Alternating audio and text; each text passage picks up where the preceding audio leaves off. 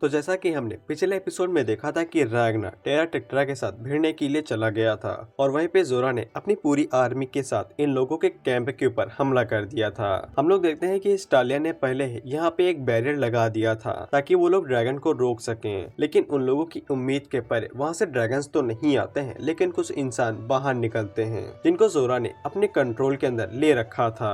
हालांकि क्रिम्सन ने आइजक को पहले ही बता दिया था कि वो सभी ज़ॉम्बीज की तरह होंगी, उनके अंदर कोई भी इमोशन नहीं होंगे। लेकिन जब एक छोटी बच्ची आइजक के ऊपर हमला करने के लिए आगे बढ़ती है तब आइजक उसके ऊपर अपनी तलवार नहीं चला पाता है। उसी टाइम पे वहाँ पे स्टार्लिया आती है जो कि अपनी साइकिक पावर्स के साथ उन सभी लोगों को मार देती है और अपनी टीम को समझाती है कि वो सभी पहले से ही कैदी हैं। अगर वो लोग यहाँ पे एक कदम के लिए भी पीछे हटेंगे तो वो सभी लोग मारे जाएंगे और अगर वो लोग इन लोगों को नहीं मार पा रहे हैं तो फिर स्टार्लिया उन्हें मार सकती है और उसे इन लोगों की कोई भी जरूरत नहीं होगी। स्टार्लिया की वजह से उन्हें समझ में आ जाता है कि ये सभी लोग इंसान नहीं है, उनके दुश्मन हैं। इसके बाद वो सभी आगे बढ़ते हैं और एक एक करके जो भी इंसान उनके ऊपर हमला करने के लिए आगे बढ़ रहे थे उन्हें मार देते हैं। इसके बाद स्टार्लिया अपने कुछ लोगों को लेती है, जिसके बाद वो जोरा के ऊपर अटैक करने के लिए जंगल की तरफ आगे बढ़ने लगती है। हम लोग जोरा को देखते हैं और उसे उसकी एबिलिटी से पता चल चुका था कि स्टार्लिया उसके ऊपर हमला करने के लिए आगे बढ़ रही है। फिर हम लोग रैग्ना और टेरा टेक्ट्रा की फाइट के बीच में आ जाते हैं। हमें पता चलता है कि टेरा टेक्ट्रा के पास ब्लड लाइन का जरा सा भी टैलेंट नहीं है, लेकिन उसके पास जो ह्यूमन सोल्जर का एक्सपीरियंस था वो उसकी मदद से ही अपनी फाइट्स को जीतता है। हम लोग देखते हैं कि रैग्ना और टेरा टेक्ट्रा जबरदस्त टक्कर के साथ एक दूसरे के साथ लड़ रहे थे,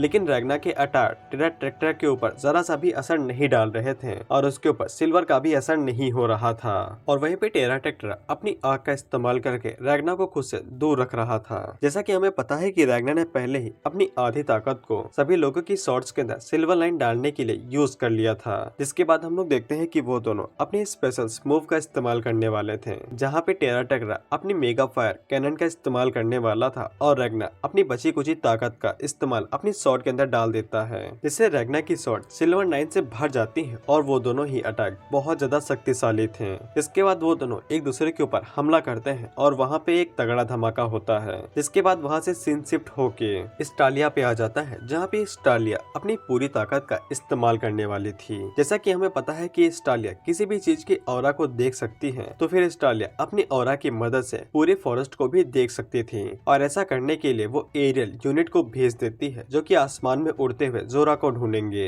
हम लोग देखते हैं कि जोरा को इसके बारे में पता चल जाता है क्योंकि जोरा की आंखें हर जगह पे फैली हुई हैं, जहां तक ड्रैगन वेन्स फैली हुई हैं और जरा इन्हीं आंखों की मदद से स्टार्लिया के हर कदम के ऊपर नजर रखे हुए था। हम लोग देखते हैं कि ग्रह और हेस्ला दोनों अपनी आंखों से सब कुछ चीजों का पता लगाते हैं और यहाँ पे स्टार्लिया को बता देते हैं। हम लोग देखते हैं कि स्टार्लिया और उसके लोगों ने इंसानों की 300 वाली लहर को आसानी के साथ रोक लिया था, जो कि जोरा की पहली चाल थी और जोरा भी इन सभी चीजों को देख के काफी ज्यादा हैरान हो चुका था। जोरा को जैसे ही टेरा टेक्ट्रा और रैग्ना के धमाके की आवाज सुनाई देती है तो फिर वो टेरा टेक्ट्रा से पूछता है कि वहाँ पे सब कुछ ठीक है। टेरा टेक्ट्रा आगे से बताता है कि सब कुछ ठीक है और वो लोग जीत भी चुके हैं और हम लोग देखते हैं कि रैग्ना हार चुका था और वो बेहोश हो गया था और वहीं पे स्लाइम उसे उठाने की कोशिश कर रहा था।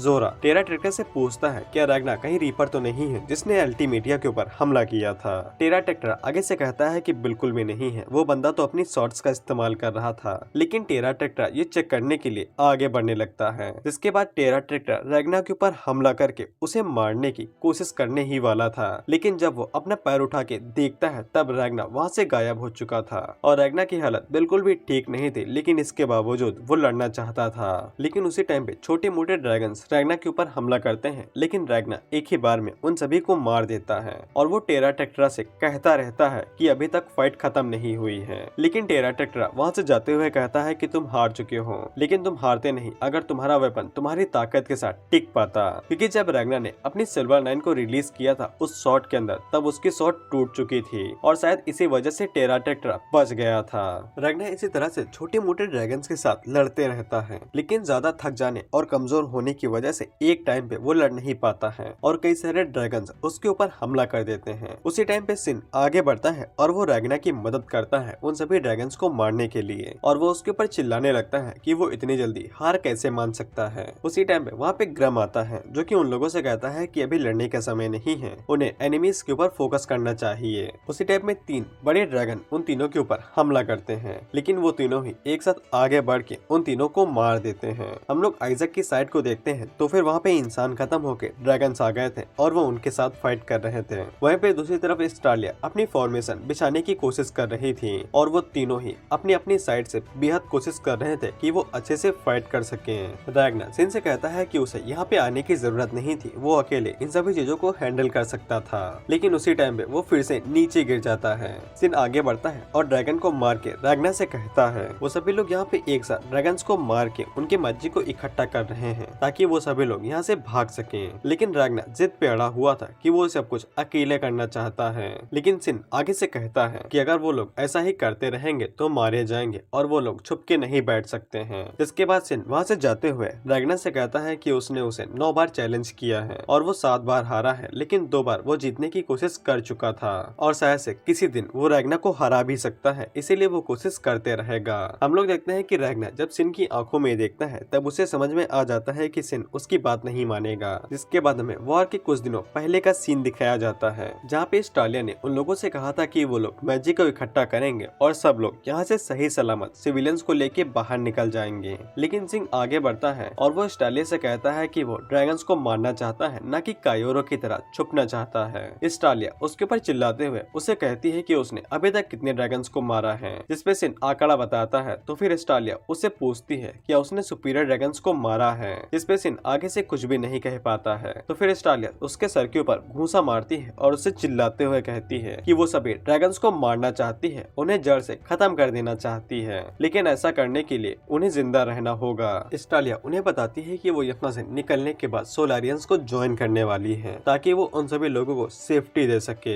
इसीलिए उन सभी लोगों को ये प्रूफ करना पड़ेगा कि वो लोग फ्यूचर में ताकतवर होंगे और उन्हें यहाँ से जिंदा निकलना होगा। जिसके बाद हम लोग सिन को स्टालिया के कैंप के एक स्वॉर्ड मास्टर के साथ देखते हैं जो कि सिन से कहता है कि अगर उसे ताकतवर होना है तो फिर उसे जिंदा रहना होगा। जिससे सिन को समझ में आ जाता है कि अब उसे आगे क्या करना है। हम लोग देखते हैं सिन और रैग्नार एक दूसरे के साथ फाइट कर रहे थे, जहाँ पे इस बार सिन ने रैग्नार को हरा दिया था। जिसके बाद सिन रैग्नार से कहता है कि वो लोग यहाँ पे ड्रैगन्स के साथ फाइट कर रहे हैं जो कि उन्हें मारना चाहते हैं और वो लोग या तो भाग सकते हैं या फिर सरवाइव कर सकते हैं। इसीलिए रैग्नार को यहाँ पे एक हीरो की तरह एक्ट करना चाहिए, न कि किसी लूजर की तरह। इसके बाद वो तीनों मिलके वहाँ पे जितने भी ड्रैगन्स थे उन सभी को मार देते हैं और वहीं पे ग्रम पूरी तरीके से मोटिवेटेड था फाइट करने के लिए। वहीं पे सिन की नजर स्लाइम के ऊपर पड़ जाती है, जिसके बाद स्लाइम भाई सिन के साथ चला जाता है रैग्नार को छोड़ के। और वहीं पे हम लोग स्टालिया को देखते हैं जो कि अपनी फॉर्मेशन को बिछा लेती है और वो जोरा से कहती है कि अगर जोरा जंगल को अपना इलाका बना सकता है तो फिर स्टालिया अपने बैरियर के साथ इस जगह को अपना इलाका बना सकती है। जिसके बाद हम लोग मजोरका की टीम को देखते हैं, यानी कि फूसिट की टीम को, और उन लोगों ने सक्सेसफुली मैजिक सर्कल बना लिया था और उन्हें बस ड्रैगन ब्लड की जरूरत थी ताकि वो उसे एक्टिवेट कर सके। और अब उन लोगों को बस ड्रैगन ब्लड की जरूरत थी ताकि वो मैजिक सर्कल को एक्टिवेट करके यहाँ से भाग सके। वहीं पे हम लोग जोरा को देखते हैं और उसको भी इस प्लान के बारे में पता चल चुका था। जिसके बाद जोरा अपने ऑरा को फैलाते हुए आगे से कहता है कि उसके पास भी कुछ छोटे मोटे प्लान्स हैं।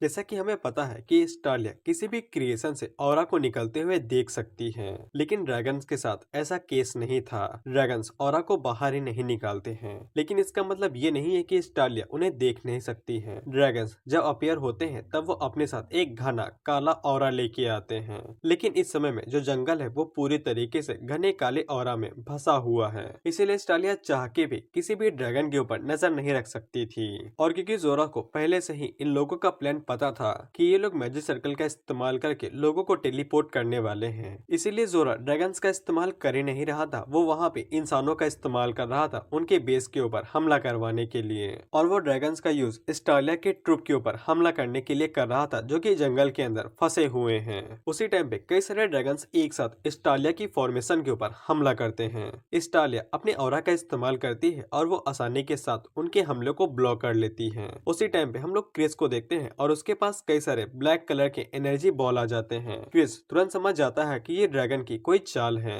इसीलिए वो जल्दी से उनके ऊपर हमला करके उन्हें डिस्ट्रॉय कर देता है। इसी तरह से कई सारे ड्रैगन्स स्टालिया की फॉर्मेशन के अंदर घुसते हैं और हमला करने की कोशिश करते हैं, लेकिन सभी सोल्जर्स एक साथ उनका मुकाबला करके उन्हें रोकते रहते हैं। ऊपर की तरफ जो एरियल यूनिट था उनका सामना करने के लिए वहाँ पे कई सारे उड़ने वाले ड्रैगन्स थे जो कि हवा में टर्नेडो को बना के उनके रास्ते को ब्लॉक कर रहे थे और वो नीचे की तरफ उनकी मदद नहीं कर सकते थे। और ये सभी ड्रैगन्स मेच्योर ड्रैगन थे। इसका हिसाब इस हिसाब से लगा लो कि 10-15 इलाइट्स मिलके एक मेच्योर ड्रैगन को मार पाते हैं, लेकिन यहाँ पे तो सभी मेच्योर ड्रैगन्स थे।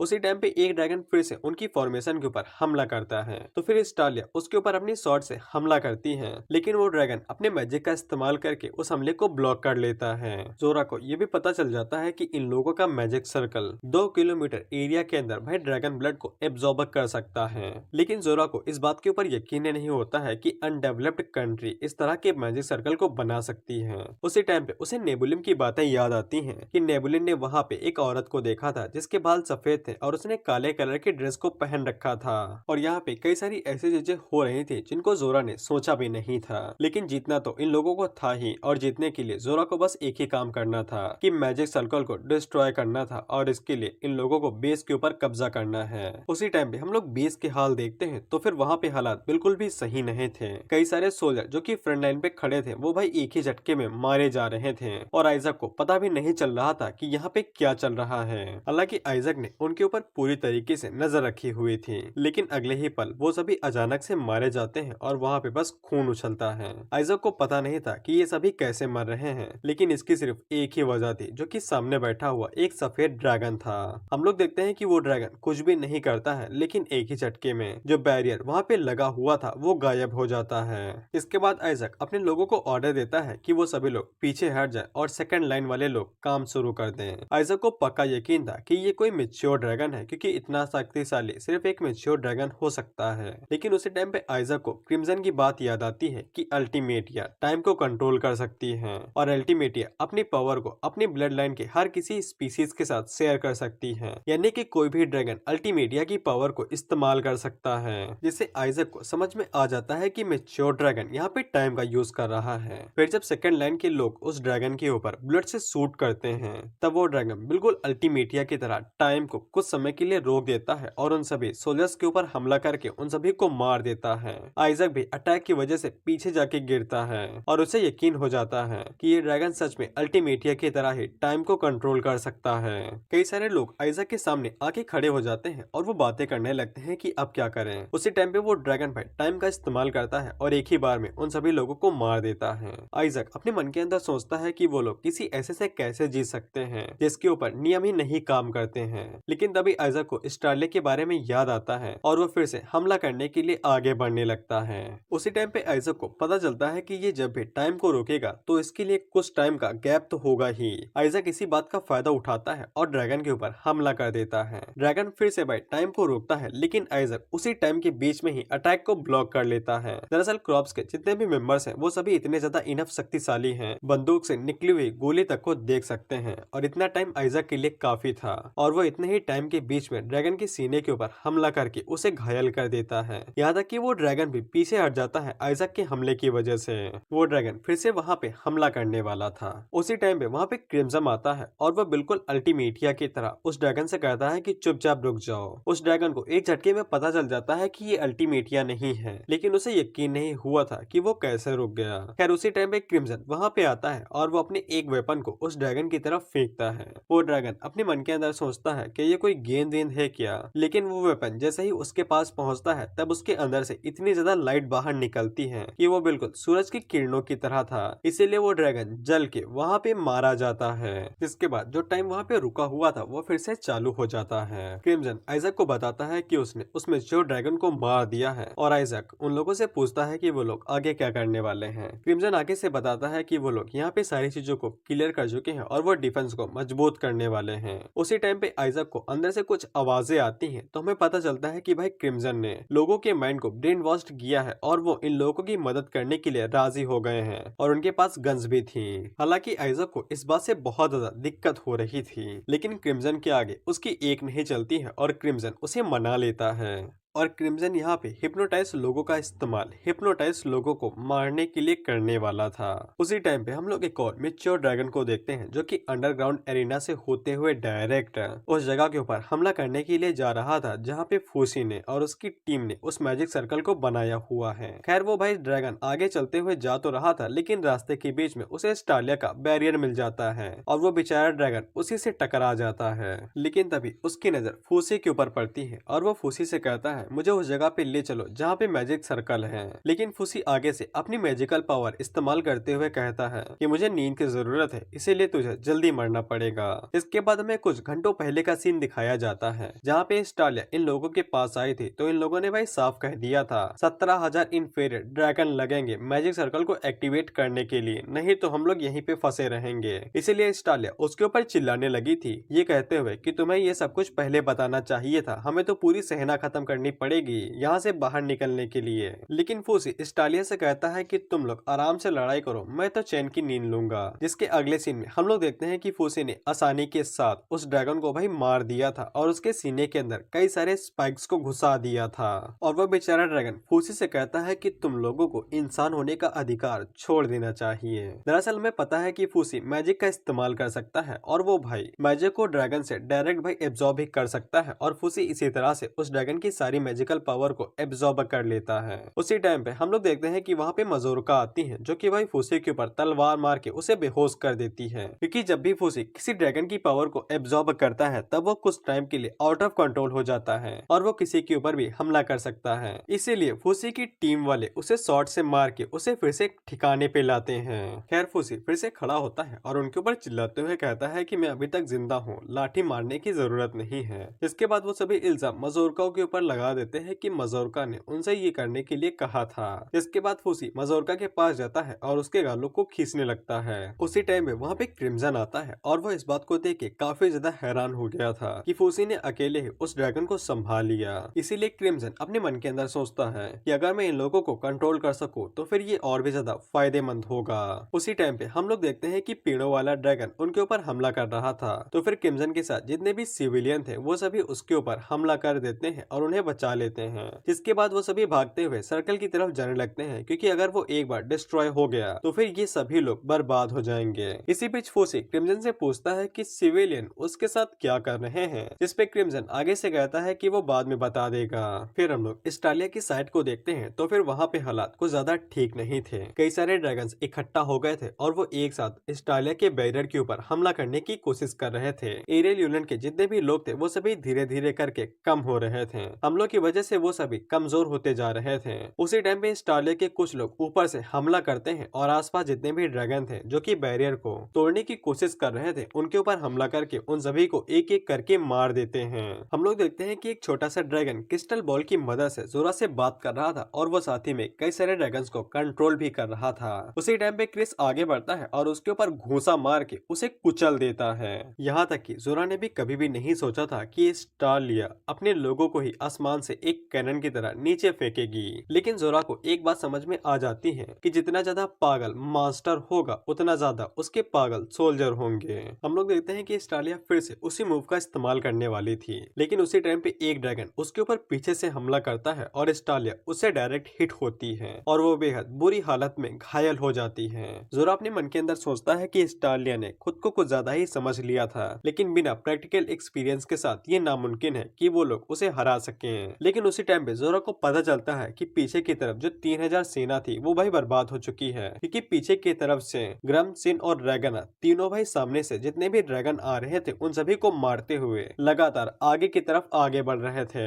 लेकिन इतने टाइम तक फाइट करने के बावजूद भी तीनों भाई रुकने का नाम नहीं ले रहे थे और लगातार फाइट करते हुए जा रहे थे। यहाँ तक कि वो दोनों इस बात से काफी हैरान हो चुके थे कि रैग्नार रुकने का नाम क्यों नहीं ले रहा है, जबकि वो तो सांस लेने के लिए भी नहीं रुक रहा था। हम लोग रैग्नार को देखते हैं और ज्यादा भागने और थकान की वजह से उसकी हालत बिल्कुल खराब हो चुकी थी। रैग्नार की पूरी बॉडी दर्द में कर्रा रही थी, लेकिन वो फिर भी चलते हुए जा रहा था और उसके मन के अंदर बस एक ही बात चल रही थी कि उसे हर किसी को खुद से ही बचाना है, इसीलिए वो यहाँ पे रुक नहीं सकता है। उसी टाइम में सिन फिर से रैग्नार को जगाता है और उससे कहता है कि उसे हीरो की तरह एक्ट नहीं करना है, नहीं तो वो मारा जाएगा। उसी टाइम पे रैग्नार को उसके ओल्डर सेल्फ की बातें याद आती हैं कि वो हमेशा जिंदा बचता है, इसीलिए वो सिर्फ उन्हीं लोगों के साथ रह सकता है जो कि मरेंगे नहीं या फिर उन्हें मरने से डर नहीं लगता है। उसी टाइम पे कई सारे ड्रैगन्स एक साथ उन तीनों के ऊपर हमला करने के लिए आगे बढ़ रहे थे, लेकिन रैग्ना इस बार आगे बढ़ता है और वो एक ही बार में सभी ड्रैगन्स को मार देता है। ग्रम और सिन इस बात से काफी हैरान हो जाते हैं क्योंकि रैग्ना मरने की कगार पे था, लेकिन इसके बावजूद उसकी टेक्निक्स और एबिलिटी बढ़ते हुए जा रही थी।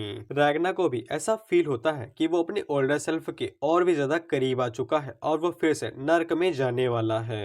समय के साथ साथ रैग्ना भी लगातार ताकतवर होते जा रहा है। वो अपनी सिल्वरलैंड बैटल एड्स को इस तरह से इस्तेमाल कर रहा है कि वो किसी को बिना पता चले ही उनका यूज कर ले रहा है और रैग्ना इसी तरह से ही कई सारे मॉन्स्टर और ड्रैगन्स को मारते हुए जा रहा था। जितने भी ड्रैगन्स उसके सामने आते हैं रैग्ना उन्हें एक ही झटके में मार देता है। इधर हम इस स्टालिया को देखते हैं जो कि बेहद घायल हो चुकी थी और कई सारे ड्रैगन्स उसके ऊपर हमला करने के लिए आगे बढ़ रहे थे। उसी टाइम पे वहाँ पे क्रिस आगे आता है जो कि स्टालिया को बचाता है और सभी ड्रैगन्स को मार देता है। क्रिस देखता है कि स्टालिया काफी ज्यादा घायल हो चुकी थी और उसके पेट के ऊपर बहुत बड़ा घाव हो गया था, लेकिन स्टालिया फिर भी अपने प्लान को कंटिन्यू रखना चाहती थी। तो फिर क्रिस उसे उठा लेता है और नॉर्थ ईस्ट की तरफ आगे बढ़ने लगता है। जोरा ने जो ड्रैगन स्पेस के ऊपर हमला करने के लिए भेजे थे उनको तो उन लोगों ने काफी जल्दी मार दिया था, जिससे जोरा काफी ज्यादा हैरान हो चुका था। और साथ ही में एरियल यूनिट अभी भी लगातार फाइटिंग करते हुए जा रही थी और ड्रैगन्स को मार रही थी।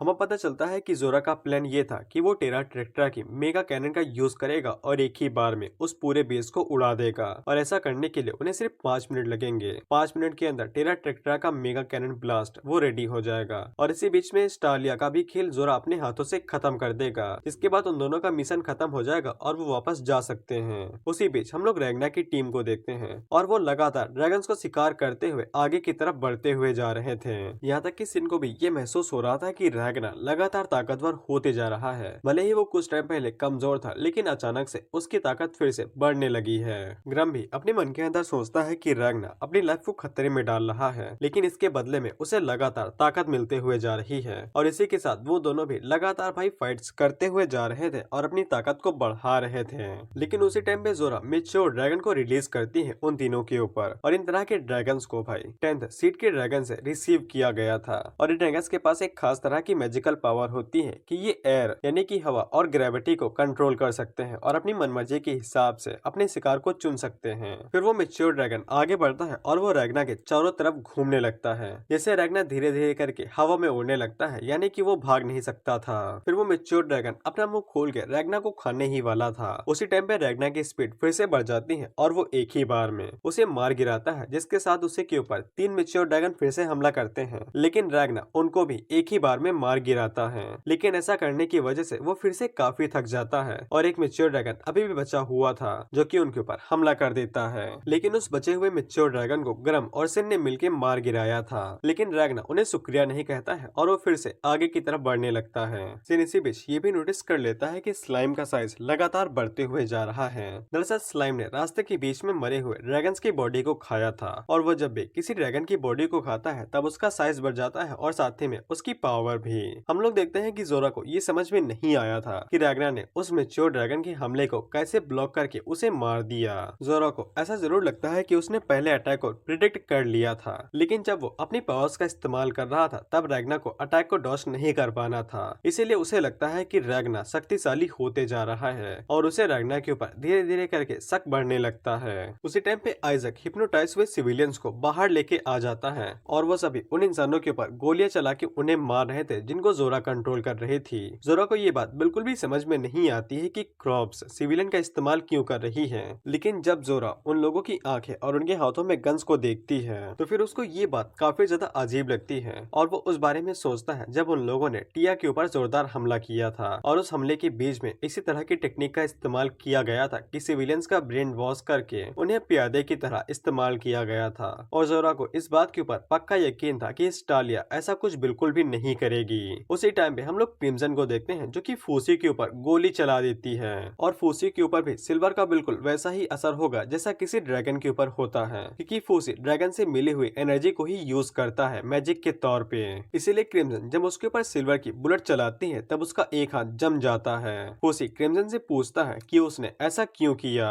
दरअसल क्रिम्सन मैजिक सर्कल का इस्तेमाल अपने फायदे के लिए करना चाहता था, इसीलिए उसने फूसी को घायल कर दिया ताकि वो उसके ऊपर कब्जा कर सके। लेकिन अभी भी सर्कल को पूरी तरीके से एक्टिवेट करने के लिए बहुत ज्यादा ब्लड की जरूरत थी। इसीलिए क्रिम्सन ये प्लान करता है कि वो सिविलियंस को अपने साथ लेके नहीं जाएगा और वो सिर्फ बचे कुछ लोगों को ही अपने साथ लेके जाएगा और सिविलियन पहले से ही ब्रेन वॉश्ड थे, इसलिए उन्हें इस बात से कोई भी दिक्कत नहीं थी। हालांकि फूसी को सब कुछ समझ में आ जाता है, लेकिन उसके खुद के ही टीम के मेंबर भाई क्रिम्सन के साथ मिल चुके थे। फूसी क्रिम्सन से पूछता है कि उसने इन लोगों के साथ क्या किया है। इस पे क्रिम्सन आगे से साफ कहता है कि उसने कुछ भी नहीं किया है। इस पे फूसी आगे से कहता है कि जैसा कि कमांडर ने कहा था तुम खून में डूबे हुए हो। इस पे क्रिम्सन फूसी से कहता है कि वो गलत है। इस टालिया ने सिचुएशन को बहुत अच्छे से गेस किया है और उसने लॉजिकली तरीके से जवाब दिया। इसे कोई फर्क नहीं पड़ता कि वो अपने लोगों से क्या कहती, लेकिन ज्यादातर लोग उसे फॉलो न करते। इसीलिए स्टालिया ने उन लोगों को पर्पस दिया, यानी कि मकसद। उसने उन लोगों को ये मकसद दिया कि उन्हें नॉर्मल सिविलियंस की जिंदगी बचानी है, इसीलिए वो लोग मरते दम तक फाइट कर रहे हैं। लेकिन बैटल के दौरान स्टालिया ने अपने कई सारे लोगों को खो दिया है, इसलिए अब उनके पास और ज्यादा पर्पस नहीं बचा है। इविल का मतलब ये होता है कि ज्यादा जरूरी लोगों को बर्बाद कर देना फालतू लोगों को बचाने के लिए,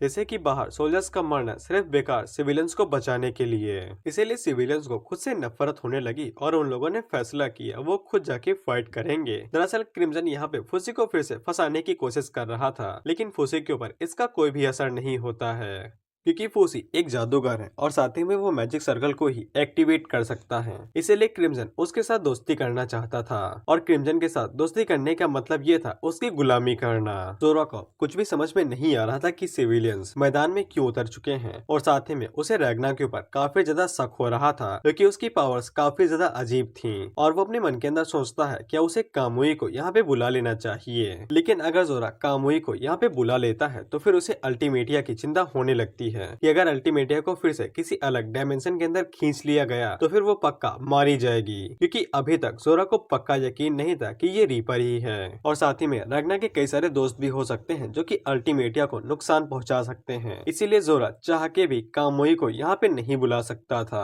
और क्रिम्सन को इस बारे में सब कुछ पहले से ही पता था कि जोरा कभी भी गलत कदम नहीं उठाएगा। उसी टाइम पे हम लोग डीमन गर्ल्स में से किसी एक को देखते हैं जो कि आसमान में फाइट कर रही थी, लेकिन तभी उसके ऊपर मिच्योर ड्रैगन हमला कर देता है। इसके अगले सीन में हम लोग स्टालिया की साइड को देखते हैं, जहाँ पे क्रिस ने अभी भी स्टालिया को उठा रखा था और वो सभी लोग नॉर्थ ईस्ट की तरफ बढ़ते हुए जा रहे थे। उनके रास्ते के बीच में कई सारे ड्रैगन्स तो आ रहे थे, लेकिन वो सभी उनका मुकाबला करते हुए नॉर्थ ईस्ट की तरफ बढ़ते हुए जा रहे थे। इधर हम देखते हैं कि जिस मिस्टर ड्रैगन ने ग्रेया के ऊपर हमला किया था वो तो मारा गया था और ग्रेया को कुछ भी नहीं हुआ था। उसी टाइम पे वहाँ पे 3 छोटे ड्रैगन आते हैं जो कि ग्रेया के ऊपर हमला तो करते हैं, लेकिन ग्रेया उल्टा उन्हें ही खाने लगती है। तभी वहाँ पे हैसला भी आ जाती है ग्रेया को ढूंढते हुए। इसके बाद ग्रेया हैसला को मीट खाने को देती है और वो दोनों जैसे ही उस ड्रैगन का ब्लड पीते हैं तो फिर उनके अंदर एनर्जी फिर से आ जाती है। दरअसल ये दोनों आधे इंसान और आधे ड्रैगन हैं, जिनके ऊपर एक्सपेरिमेंट करके इन्हें बनाया गया है। खैर उसी टाइम पे हम लोग क्रिम्सन और फूसी को देखते हैं तो वो दोनों भाई एक दूसरे को किस करने में बिजी थे। क्रिम्सन फूसी से कहता है कि तुम मुझे औरत समझते हो ना, इसीलिए मैं चाहता हूँ कि तुम मुझे प्यार करो। इस दुनिया में कुछ लोग हैं जो कि प्यार के लिए किसी को मार सकते हैं और खुद भी मर सकते हैं, इसीलिए प्यार बेमिसाल है और मैं चाहता हूँ कि ये पूरी दुनिया मुझे प्यार करे।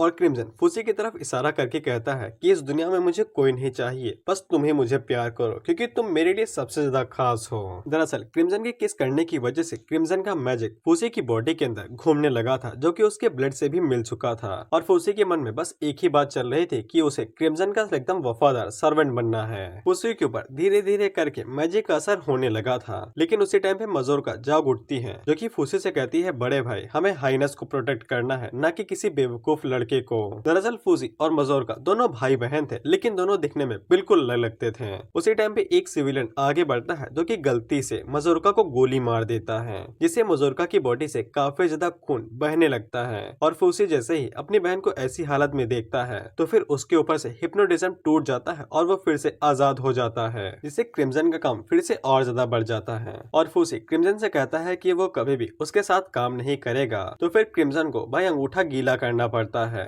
और वो फूसी को धमकी देता है कि अगर उसने उसके साथ काम नहीं किया तो फिर क्रिम्सन एक एक करके उसके टीम के सभी मेंबर्स को मार देगा। इस पे उसके टीम मेंबर काफी ज्यादा हैरान हो जाते हैं और वो क्रिम्सन से कहते हैं कि हमने तो एक ही साथ खाना खाया था, इतनी गद्दारी करोगे। लेकिन क्रिम्सन उन सभी बातों को इग्नोर करते हुए गिनतियां गिनना शुरू कर देता है। तो फिर फूसी को उसके सामने हार माननी पड़ती है और वो उसकी बात मान जाता है। उसी टाइम पे हम लोग मजोरका को देखते हैं जो कि फिर से खड़ी हो जाती है और उसकी बॉडी के अंदर से भी मैजिक निकलने लगता है और उसके बाल भी सफेद हो जाते हैं। जिससे क्रिम्सन काफी ज्यादा हैरान हो जाता है। जिसके बाद वो तुरंत अपने सिविलियन से कहता है कि वो मजोरका के ऊपर गोली शूट करे। लेकिन मजोरका क्रिम्सन से कहती है कि वो उसे सख्त नफरत करती है। इसके बाद वो बुलेट्स के साथ साथ क्रिम्सन और उसके सभी लोगों को यहाँ से टेलीपोर्ट कर देती है और उन सभी को टेलीपोर्ट करने के बाद फिर से बेहोश होकर नीचे गिर जाती है। उसी जल्दी से आगे बढ़ता है और अपनी बहन को चेक करता है, तब वो बिल्कुल ठीक थी। उसकी टीम के मेंबर उसे रोते हुए माफी मांगते हैं और उसे कहते हैं कि वो सभी लोग बहल गए थे।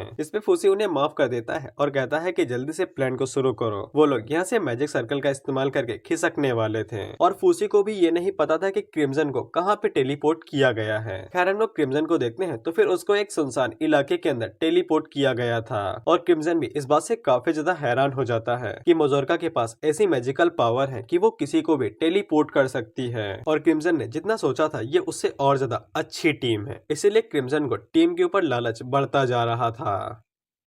जिसके बाद हम लोग जोरा को देखते हैं और वो सारी पॉसिबिलिटीज को माप रहा था कि अगर वो यहाँ पे कामुई को बुला लेता है तो फिर उसे आने में सिर्फ 2 सेकंड लगेंगे। लेकिन अगर उसी टाइम पे वो लोग अल्टीमीडिया के ऊपर हमला कर देते हैं तो फिर अल्टीमीडिया मारी भी जा सकती है। दूसरा सवाल ये भी था कि रीपर के लोग यानी कि रैग्ना की पार्टी टालिया की मदद क्यों करेंगे। लेकिन जोरा कोई भी रिस्क नहीं लेना चाहता था, इसीलिए वो अपनी एबिलिटी के ऊपर ही भरोसा करता है और वो टालिया को मारने के लिए अपने प्लान को शुरू कर देता है। इधर हम लोग क्रिम्सन को देखते हैं जहाँ पे उसे वीरान जगह पे टेलीपोर्ट कर दिया गया था। लेकिन ऊपर से नीचे गिरने की वजह से उसकी सारी हड्डियां टूट चुकी थी और वो अधमरा हो चुका था। इसीलिए क्रिम्सन अब कुछ भी नहीं कर सकता था सिर्फ यहाँ पे पड़े रहने के अलावा। ऑस्ट्रेलिया की टीम लगातार ड्रैगन्स को मारते हुए आगे की तरफ बढ़ रही थी, लेकिन धीरे धीरे करके वहाँ पे ड्रैगन्स बढ़ने लगते हैं और वो लोग पीछे हटने लगते हैं। उसी टाइम पे क्रिस वहाँ पे भागते हुए आता है और वो अपने कुल्हाड़ी को फेंक के मारता है जो कि 2-3 ड्रैगन्स को मार गिराती है और क्रिस इसी बात का फायदा उठा के उन लोगों को आगे की तरफ बढ़ाने लगता है और वो साथ ही में ऑस्ट्रेलिया को अपने कंधे के ऊपर लादे हुए लगातार नॉर्थ ईस्ट की तरफ आगे बढ़ रहा था जहाँ पे जोरा था। क्रिस अपनी टीम को समझाता है कि वो लोग यहाँ पे मरने के लिए ही आए हैं। अगर वो लोग अपना एक कदम आगे बढ़ाएंगे और एक ड्रैगन को मारेंगे तो फिर वो लोग ताकतवर होते जाएंगे और इसी तरह से वो लोग बिना थके सिर्फ ड्रैगन्स को मारते जाएंगे। क्रिस की बातें उन लोगों को समझ में आ जाती है, जिसके बाद वो सभी भी आगे बढ़ते हैं और एक एक करके सभी ड्रैगन्स को मारने लगते हैं। उसी टाइम पे हम लोग देखते हैं कि ग्रेया और हेस्ला भी वहाँ पे आ जाती हैं और वो दोनों टीम अप की तरह काम कर रहे थे, जहाँ पे हेस्ला अपने मुंह से सोनिक वेव्स को निकालती है जिससे ड्रैगन्स एक समय के लिए विचलित हो जाते हैं और उसी टाइम पे ग्रेया अपनी गन की मदद से उन्हें मार गिराती है और वो दोनों इसी तरह से उन लोगों का रास्ता भी साफ कर रहे थे। इससे स्टालिया और क्रिस को पता चल जाता है कि वो दोनों भी बिल्कुल ठीक हैं। हमें पता चलता है कि स्टालिया ने जोरा को कैसे ढूंढ के निकाला, जबकि क्रिम्सन ने ऐसा करने से साफ मना कर दिया था। लेकिन क्रिम्सन ने फिर भी हल्की सी मदद कर दी थी उस एरिया को बता के जहाँ से जोरा इन सभी चीजों को कंट्रोल करने वाला था। और क्योंकि टेराटेक्ट्रा और जोरा दोनों एक दूसरे से कम्युनिकेट करने के लिए सिर्फ कुछ ही दूरी को तय कर सकते हैं, इसीलिए जब टेराटेक्ट्रा और रैग्ना फाइट कर रहे थे तो फिर स्टालिया ने इसी चीज से अंदाजा लगा लिया कि जो जोरा है वो नॉर्थ ईस्ट के ऊपर बैठा हुआ है। और क्रिम्सन ने यह भी बताया था कि जोरा अपनी मैजिक की मदद से अपनी आंख वाले ऑर्गन्स को बढ़ा सकता है और उसकी मदद से वो करीब 2 किलोमीटर तक देख सकता है। इसलिए स्टालिया ने अपनी ऑरा को बढ़ाया और उसे पता चल गया कि जोरा कहाँ पे छुपा हुआ है। लेकिन उसी टाइम पे हम लोग जोरा को देखते हैं और उसको भी ये पता चल जाता है कि स्टालिया ने उसे ढूंढ लिया है। इसीलिए जोरा अपने ब्लड का फिर से इस्तेमाल करता है और वो इस बार अपने ब्लड का इस्तेमाल अपने ड्रैगन्स के ऊपर करता है। वो ड्रैगन्स जैसे ही जोरा के ब्लड को एब्जॉर्ब करते हैं तो फिर वो आउट ऑफ कंट्रोल हो जाते हैं और उनकी स्ट्रेंथ पहले से ज्यादा बढ़ जाती है। फिर वो ड्रैगन्स इतने ज्यादा बौखला जाते हैं कि एक ही बार में एक एक करके उन सभी क्रॉप्स मेंबर्स को नोच के खाने लगते हैं। स्टालिया को समझ में नहीं आता है कि अचानक से से इन्हें क्या हो गया और उन्होंने उन लोगों का रास्ता भी ब्लॉक कर रखा था। लेकिन उसी टाइम पे स्टालिया फिर से अपनी पावर का इस्तेमाल करती है और वो अपने क्रॉप्स के मेंबर्स को उठा के उन सभी लोगों को पार करके निकल जाती है, जिससे उन्हें ड्रैगन्स के साथ फाइट करनी नहीं पड़ती है। जोरा को भी पता चल जाता है कि वो लोग डायरेक्ट उसी की तरफ आ रहे हैं, इसीलिए वो खड़ा होता है और अपने हाथों से पॉइजन गैस को बाहर रिलीज करने लगता है। उसी टाइम पे हम लोग देखते हैं कि स्टालिया उड़ते हुए आती है और वहां से अपनी टेक्निक का इस्तेमाल करती है, जिससे जोरा को उसकी पास्ट लाइफ दिखने लगती है जब वो एक ह्यूमन हुआ करता था। उसी टाइम पे नजरीना आगे बढ़ती है और वो जोरा के ऊपर स्नीक अटैक कर देती है और वो एक ही झटके में जोरा के हाथ और उसके गले को काट देती है और उसके ऊपर लात मार के उसे पीछे फेंक देती है। लेकिन नजरीना इस बात से काफी ज्यादा हैरान हो चुकी थी कि उसने जोरा के गले को तो काट दिया, लेकिन इसके बावजूद वो अभी भी बोल रहा था और जिंदा था। लेकिन नजरीना ने अपना काम कर दिया था, इसीलिए वो वहाँ से चली जाती है। फिर वहाँ पे स्टालिया भी आ जाती है और स्टालिया को पहले से ही पता था कि जोरा ने अपनी असली हार्ट को जमीन के अंदर दफा के रखा है। इसके बाद स्टालिया अपनी साइकिक पावर्स का इस्तेमाल करने लगती है और वो जोरा के हार्ट को जमीन से खींच के बाहर निकालने लगती है। जोरा भी इस बात से हैरान हो जाता है कि स्टालिया ने उसकी लोकेशन के बारे में पता कैसे लगा लिया। लेकिन उसी टाइम पे वो ड्रैगन्स जो कि पीछे छूट गए थे वो उनके ऊपर हमला करने के लिए आगे बढ़ते आ रहे थे, इसीलिए बाकी क्रॉप्स उन्हें रोकने के लिए चले जाते हैं और स्टालिया अपनी पावर्स का इस्तेमाल करते रहती है। वहीं पे जोरा को समझ में नहीं आ रहा था कि उसे उसका पास्ट इतनी आसानी के साथ कैसे याद आ गया। जिस दिन से वो ड्रैगन बना था उसी दिन से उसने अपने पास्ट के बारे में पूरी तरीके से भुला दिया था। तो फिर जोरा को उसकी हाइनेस याद कैसे आ रही है, वो भी पूरी साफ साफ। हमें पता चलता है कि जोरा अपने इंसानी वक्त में एक प्रिंसेस को सर्व किया करता था जो कि डोना पियर की नई प्रिंसेस थी और उसका ये एम्बिशन था, यानी कि मकसद था कि उसे डोना पियर की अगली किंग बनना है। जोरा को समझ में आ जाता है ये सब कुछ स्टालिया की वजह से हो रहा है और उसे ये भी पता था कि स्टालिया उसकी मौत की तरह आगे बढ़ रही है। लेकिन स्टालिया से निकलती हुई चमक को देख के जोरा उसे मना नहीं कर पाता है और वहीं पे खड़ा रहता है। लेकिन उसी टाइम पे टेरा टेट्रा जोरा से कहता है कि जंगल की मैजिक पावर अपने आप ही बढ़ रही है और वो आउट ऑफ कंट्रोल होने वाली थी। उसी टाइम पे हम देखते हैं कि जंगल की मैजिक पावर बढ़ जाती है और वो जोरा के कंट्रोल से आजाद होके अपने आप ही आगे बढ़ने लगता है और जंगल के ड्रैगन्स आगे बढ़ के जोरा के ड्रैगन्स और क्रॉप्स के ऊपर हमला करके उन्हें मारने लगते हैं और जोरा उनको कंट्रोल नहीं कर पा रहा था।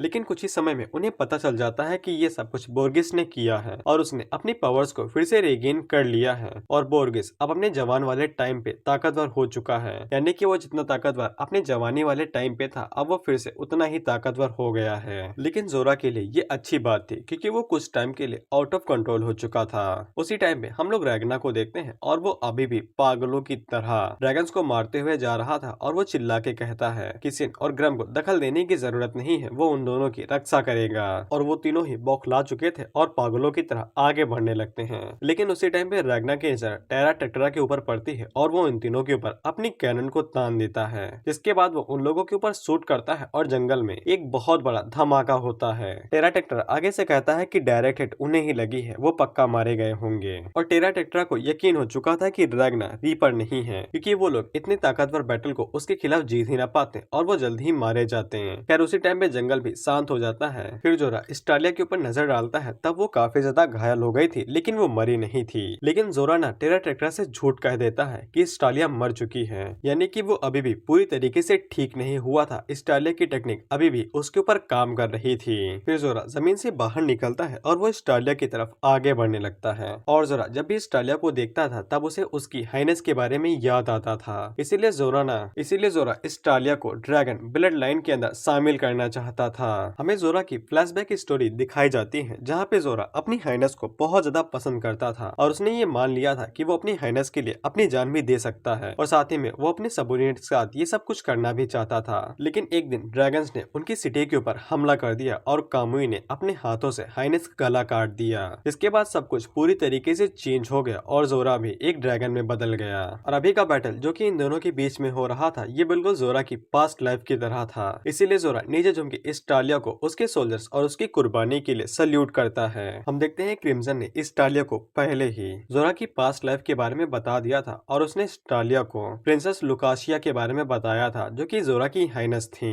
इसीलिए क्रिम्सन स्टालिया से कहता है कि वो कभी भी गिव अप ना करे, कभी भी बाजी पलट सकती है। जोरा स्टालिया से कहता है कि उसकी चमक कभी भी कम नहीं होगी और वो जरूर अल्टीमीडिया से रिक्वेस्ट करके स्टालिया को खुद के जैसा बना देगा। लेकिन उसी टाइम पे स्टालिया उसे कहती है क्या तुम्हें पता बताता है कि मैं इतनी जोरों से क्यों चमकती हूँ, क्योंकि सिल्वर नाइट ने यहाँ पे रेजिस्टेंस दिया है, इसीलिए मैं इतनी जोरों से चमकती हूँ और मैं तुम्हें बिल्कुल भी फॉलो नहीं करने वाली हूँ। जिसके बाद स्टालिया वहाँ पे सोलो डोमेन का इस्तेमाल करती है और वो जोरा को उसी के अंदर कैद कर लेती है। स्टालिया की डोमेन इतने औरा से बनी हुई थी कि जोरा उसे भाग नहीं सकता था। स्टालिया जोरा से कहती है कि वो एक वॉरियर की तरह तो जोरा की तरह हार गए, लेकिन इतना ही काफी नहीं है, उसके पास और भी कुछ है। उसी टाइम पे स्टालिया वहाँ पे सिल्वर की एक शॉट ले आती है जो कि डायरेक्ट जोरा के दिल के अंदर घुसती है और वो पेड़ से तन जाता है। इसके बाद देखते ही देखते जोरा वहाँ पे जम जाता है, लेकिन जोरा अभी भी मरा नहीं था और वो स्टालिया से कहता है क्या तुम्हारा हो गया और तुम इतना ही कर सकती हो। लेकिन उसी टाइम पे हम लोग देखते हैं कि वहाँ पे स्टालिया के भाई टीम मेंबर्स आते हैं जो कि स्टालिया को लेके वहाँ से भागने लगते हैं और वो जोरा से कहते हैं कि स्टालिया यहाँ पे एक ऑनर की मौत मरेगी, न कि तुम्हारे जैसा कोई मॉन्स्टर बनेगी। उसी टाइम पे हम लोग देखते हैं कि क्रिस भी आगे बढ़ता है जो कि उस वेपन को जोरा के दिल से बाहर निकाल लेता है, जिससे वो बर्फ तो टूट जाती है, लेकिन जोरा अभी भी पूरी तरीके से नहीं मरा था। हम लोग देखते हैं कि स्टालिया उन लोगों से कहती है कि जो लोग जिंदा बचे हैं वो लोग यहाँ पे लड़ना बंद कर दे और वो सभी लोग फिर से बेस की तरफ जा रहे हैं। इसके बाद स्टालिया वहाँ पे अपनी पावर्स को फिर से इकट्ठा करती है और उन सभी पावर्स को क्रिस के पास भेज देती है और उस वेपन के अंदर डाल देती है और उन लोगों का अगला टारगेट टेरा टेक्ट्रा होने वाला था। इसके बाद क्रिस उस वेपन के अंदर अपनी स्टालिया सबकी पावर्स को मिला के टेरा टेक्ट्रा की तरफ फेंक देता है। जोरा टेरा टेक्ट्रा से कहता है कि वो जल्दी वहाँ से हटे, नहीं तो उसके चिथड़े उड़ जाएंगे, लेकिन टेरा टेक्ट्रा के पास इतना टाइम नहीं था, इसीलिए वो आगे से अपनी मेगा कैनन का यूज करता है। इसके बाद हम लोग देखते हैं कि वहाँ पे एक बहुत बड़ा धमाका होता है और वहाँ पे सिल्वर के भी टुकड़े उड़ रहे थे।